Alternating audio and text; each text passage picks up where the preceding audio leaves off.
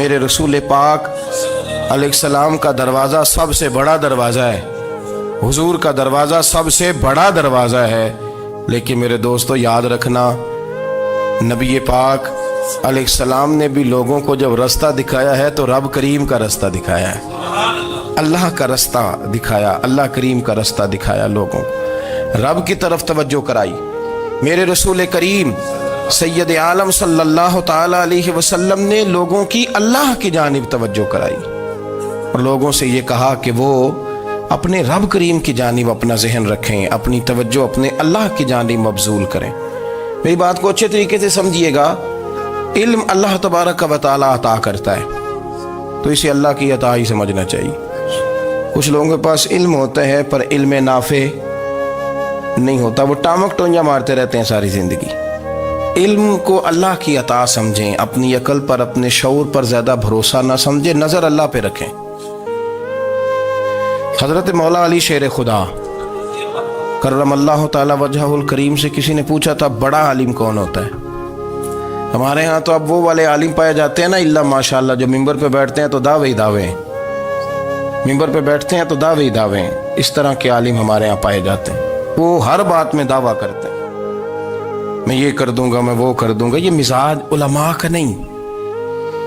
حضرت علی المرتضیٰ سے کسی نے پوچھا بڑا عالم کون ہوتا ہے؟ فرمایا بڑا عالم وہ ہوتا ہے کہ جسے مسئلے کا پتہ نہ ہو تو وہ کہہ دے مجھے نہیں پتا، میں پتہ کر کے بتاؤں گا، غلط بات بیان نہ کرے۔ امام مالک سے کسی نے کوئی مسئلہ پوچھا تو آپ فرمانے لگے مجھے اس سوال کا جواب نہیں آتا، ہمارے بزرگ سمجھاتے کیا ہیں؟ وہ کہنے لگا آپ اتنے بڑے امام ہیں تو اس سوال کا جواب نہیں آتا۔ فرمانے لگے اگر مجھے ہر سوال کا جواب آتا پھر تو میں خدا ہوتا، مجھے ہر سوال کا جواب نہیں آتا، مجھے تو اتنا آتا ہے جتنا میرے رب نے مجھے عطا کر دیا ہے۔ اپنی نظر اللہ پہ رکھیں، نکل آئیں اس معمے سے باہر کہ میں کوئی بلا ہوں، مجھے بڑا پتہ ہے، میرے پاس 6 ڈگریاں ہیں، مجھے 10 جگہ پہ تدریس کا شغف حاصل ہے، اس سے نکلیں باہر۔ قرآن مجید دیکھیے گا، اللہ تعالیٰ نے ارادہ قدرت فرمایا کہ میں حضرت آدم کو بناؤں گا، پھر بنانے کے بعد فرمایا فرشتوں سجدہ کرو آدم کو، سب نے سجدہ کیا الا ابلیس ابا واستکبر وکان من الکافرین، سب نے سجدہ کیا سوائے ابلیس کے، اس نے انکار بھی کیا، تکبر بھی کیا اور کافروں میں سے ہو گیا۔ تو یہ جب اللہ تعالیٰ نے سجدہ کرایا تو کیسے کرایا؟ اللہ تبارک و تعالیٰ نے نا حضرت آدم کو علم سکھایا خود، وعلم آدم الاسماء کلہا، خود اللہ فرماتے ہیں کہ میں نے جناب آدم علیہ السلام کو تمام اشیاء کے نام سکھائے، سب اشیاء کے نام سکھائے۔ تو وہ چیزیں پھر میں نے نا، اللہ فرماتے ہیں میں نے فرشتوں پہ پیش کی، میں نے کہا کہ بتاؤ ان کے نام کیا ہے، تو فرشتوں نے جو جواب دیا ہے وہ سمجھنے والا ہے۔ اللہ نے چونکہ خود علم سکھایا تھا حضرت آدم کو، جناب آدم سکھایا تھا لیکن فرشتوں کو نہیں سکھایا تھا، تو اللہ کریم نے فرمایا فرشتوں اب یہ بتاؤ ان چیزوں کے نام کیا ہیں؟ تو فرشتے کیا کہتے ہیں؟ فرشتے عرض کرتے ہیں قالوا سبحانک لا علم لنا۔ آپ کبھی یقین کریں اس چیز کی لذت لیں تو مزہ آ جائے۔ کہا قالوا سبحانک، کہنے لگے تو پاک ہے، قالوا سبحانک، کہنے لگے تو بھئی آدم علیہ السلام کو نام سکھا لیے، پھر فرشتوں کے سامنے وہ چیزیں پیش کر کے کہا ان چیزوں کے نام بتاؤ، تو فرشتے کیا کہتے ہیں؟ کہتے ہیں قالوا سبحانک، تو پاک ہے، لا علم لنا، ہمارے پاس کوئی علم نہیں، الا ما علمتنا، ہمیں تو اتنا پتہ ہے جتنا تو نے ہمیں سکھا دیا، ہمیں تو اتنا پتہ ہے جتنا تو نے ہمیں، لا علم لنا، ہمارے پاس کوئی علم نہیں ہے، اتنا ہی پتہ ہے جتنا تو نے ہمیں سکھا دیا ہے، اس سے زیادہ ہمارے پاس علم۔ اور یہ کیوں تو نے ہمیں جتنا سکھایا اتنا پتہ ہے؟ فرشتے یہ نہیں کہتے یا اللہ تو زیادہ سکھا، آدم کو دیا تو ہمیں بھی دے، یہ نہیں فرمایا، فرمایا انک انت العلیم الحکیم، اے اللہ تو علم والا بھی ہے اور حکمت والا بھی ہے، تجھے پتہ ہے کس کو کتنا دینا ہے، جتنا تو نے مناسب سمجھا جناب آدم کو دیا اور جتنا تو نے بہتر سمجھا وہ تو نے ہمیں عطا فرمایا۔ تو اگر آپ کے پاس علم ہے، کہیں نالج ہے، اس کو اللہ کی عطا سمجھے۔ ہمارے ہاں بہت سارے لوگ بن کے بیٹھ جاتے ہیں، میں اکثر کہتا ہوں کہ پھر وہ دعوے کرتے ہیں میرے علاقے والے جاہل ہیں، میرے شہر والے جاہل ہیں، میرے خاندان والے پڑھے نہیں، یہ آپ کا دعویٰ ہے، یہ آپ کو خراب کر دے گا۔ ہم نے بہت سارے ایسے لوگ دیکھے جو بہت بڑے عالم تھے، لیکن اللہ جب لینے پہ آیا تو عقل ہی لے گیا، شعور ہی چلا گیا، حافظے ختم ہو گئے۔ آپ دیکھتے ہیں بڑھاپے میں کچھ لوگ ایسے ہوتے ہیں کہ جن کو یہ بھی یاد نہیں رہتا کہ میرا نام کیا ہے، میں کہاں ہوں، مجھے کدھر جانا ہے۔ تو اس وقت سے اللہ کی پناہ مانگیں اور اپنی نظر اپنے رب کریم کی جانب رکھیں، اللہ کی جانب اپنی نظر کو مبذول رکھیں۔ دوسری بات، علم کے بعد ایک چیز آتی ہے جس کا نام ہے ہدایت، جس کا نام ہے تقویٰ، جس کا نام ہے پرہیزگاری، جس کا نام ہے عمل، عبادت، ریاضت۔ یہ بھی اسی وقت ہی نصیب ہوتی ہے جب میرا رب کریم نصیب فرما دیتا ہے۔ ہم نے نا نیکی کا اپنا اپنا سٹیٹس بنا لیا ہے، اپنا اپنا معیار بنا لیا ہے۔ کچھ لوگ کہتے ہیں کہ جناب مسجد میں سیمٹ کا توڑا دینے سے بہتر ہے کسی غریب کو آٹے کا تھیلا دے دو۔ اب اس نے اپنا مزاج بنا لیا نا نیکی کا، اس نے اپنا سٹیٹس بنا لیا۔ میرا یہ سوال ہے کہ نبی پاک صلی اللہ تعالیٰ علیہ وسلم جب مدینہ شریف آئے تھے تو حضور نے سب سے پہلے غریبوں میں آٹا تقسیم کیا تھا کہ سب سے پہلے مسجد بنائی تھی؟ کیا عجیب لوگوں کا رنگ ہے، اپنی مرضی کی ہدایت، اپنی مرضی کا تقویٰ، اپنی مرضی کا معیار۔ مسجد کوئی بڑا چھوٹا خطیب بھی میری طرح کا ہو نا تو وہ مسجد میں بیٹھ کے جب نبی پاک کی بات کرتا ہے تو کہتا ہے میرے رسول پاک غریبوں کا سہارا بن کے آئے۔ وہ غریبوں کی بات کرتا ہے، مسکینوں کی، لاچاروں کی، کمزوروں کی بات۔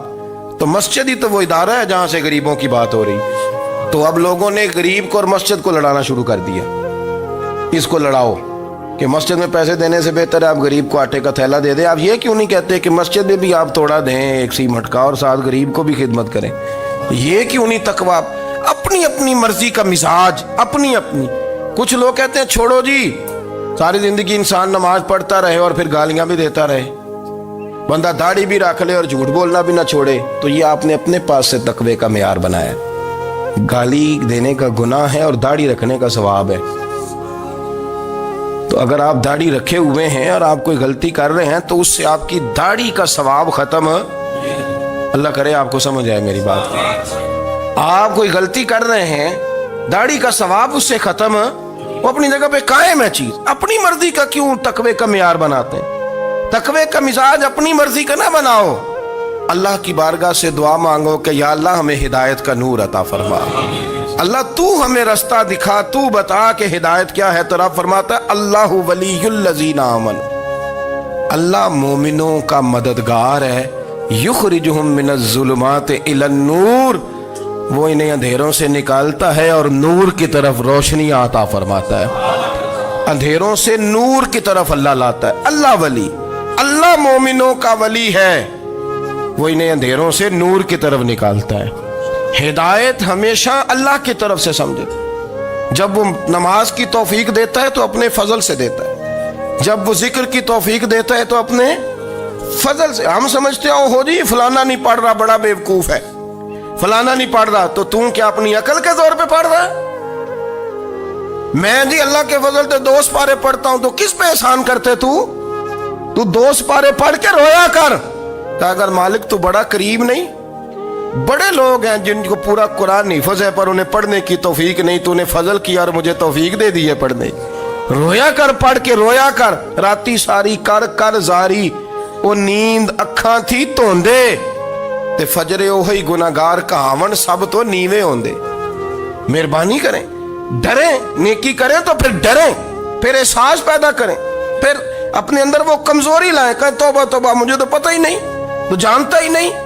حضرت سیدنا امام اعظم ابو حنیفہ رحمۃ اللہ تعالی علیہ کے ساتھ ایک شخص کہتا میں نے نماز پڑھی تو عشاء کی نماز تھی۔ یہ جو لوگ بڑے ہوتے ہیں نا،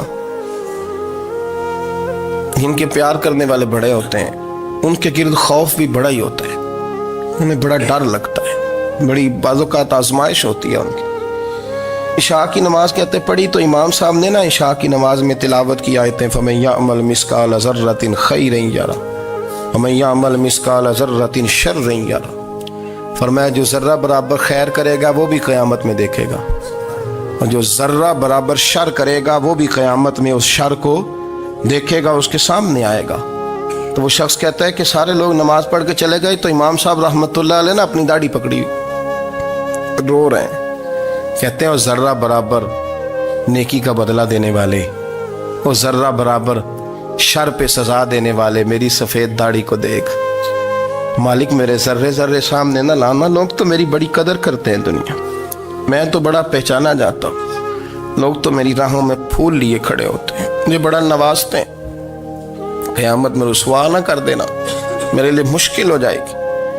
وہ کہتے ہیں میں نے امام صاحب کا درد دیکھا، مجھے کوئی کام تھا تو میں چلا گیا. میں نے کہا کہ وہ اس وقت اللہ کے حضور حاضر ہیں تو میں دوبارہ آؤں گا. کہتے ہیں میں تہجد کا وقت آیا تو امام صاحب وہیں بیٹھے تھے اور ان کی داڑھی آنسوؤں سے بھری ہوئی تھی اور زور سے داڑھی پکڑی ہوئی. کہنے لگے مالک رسوا نہ کر دینا، قیامت میں رسوا نہ کر دینا. یار جو ہدایت یافتہ لوگ تھے وہ تو ڈرے ہوئے تھے، وہ تو سہمے ہوئے تھے، وہ تو کہتے تھے یہ اس کا فضل نہیں، اس نے بلا لیا، یہ اس کا کرم نہیں. حضرت باعزید بستامی کسی کافر کو دیکھتے تو رو پڑتے، کہتے مالک تو کتنا قریب ہے، یہ بے ایمان رہ گیا، تو نے اپنے فضل سے مجھے اپنے نبی کا غلام بنا لیا. وہ رو پڑتے. یہاں تو لوگوں کا دعویٰ ہی بڑا ہے. نمازی اللہ خیر فرمائے وہ تو دوسروں کو گھورتا ہے، وہ کہتا ہے جنت کا میں مالک ہوں، کنجیاں میرے پاس ہیں، میں کسی اور کو گھسنے نہیں دوں گا. اور اگر 2-3 حج کر لے تو پھر تو وہ کہتا ہے کہ اب میرے سے پوچھ کے لوگ جنت میں جائیں گے معاذ اللہ. اور اگر وہ 2 4 5 7 دفعہ کوئی نفل پڑھ لے تو پھر وہ کہتا ہے چھوڑیں جی سارے لوگ بے عمل ہیں، میں اکیلا نیک ہوں. نہ ایسا کریں، اپنی توجہ اپنے رب پہ رکھیں، اپنی توجہ اپنے معین الملت والدین، عطائے رسول، ہند الولی، غریب نواز، خواجہ معین الدین چشتی، حضرت خواجہ اجمیر، شاہ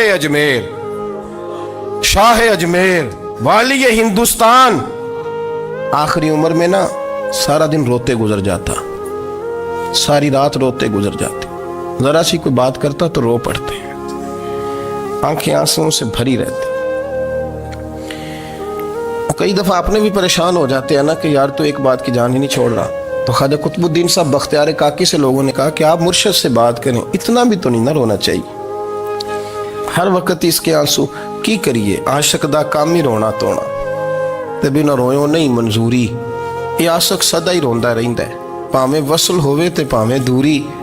ہر وقت رونے کا کیا مطلب ہے؟ تو خواجہ قطب صاحب کہتے ہیں میں قریب گیا تو میں نے پیر دبائے، میں نے کہا سونیا لوگ تو کچھ بھی نہیں کرتے، تو نے تو کمال کر دیا، 90 لاکھ آدمی مسلمان کر دیا، دنیا کچھ نہیں کرتی، تو نے 50 سال ساری رات مصلے پہ بیٹھ کے رب راضی کیا. تو شہزادہ تھا، حضور کی اولاد تھا، لیکن معین الدین تیرا ایک پلاٹ بھی نہیں، تو نے طالب علم پالے، انہیں غریبوں کو دیا، انہیں نوازا، کوئی شے نہیں تیرے پاس، ہر چیز تو نے، ساری رات روتے ہو، سارا دن روتے ہو. تو خواجہ قطب الدین صاحب کہتے ہیں میں نے جب عرض کیا تو خواجہ صاحب مجھے گلے لگا لی، چیخ مار کے روئے، کہنے لگے قطب الدین پتر داڑھی سفید ہو گئی، جانے کا وقت آ گیا، جو تو نے نیکیاں گنوائی ہیں وہ ہیں صحیح میرے پاس، پر یار کی بارگاہ میں پیش کرنے کے قابل ایک بھی نہیں.